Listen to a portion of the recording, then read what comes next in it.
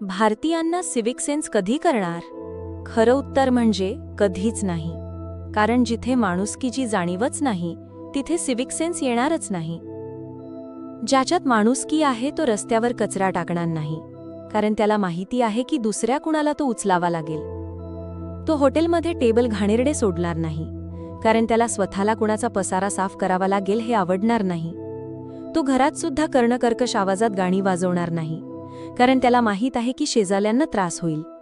तो बसमधून थुंकणार नाही, कारण ते एखाद्या चालत्या माणसावर उडेल किंवा एखाद्या भिंतीवर डागेल जी कोणीतरी मन लावून रंगवलेली आहे.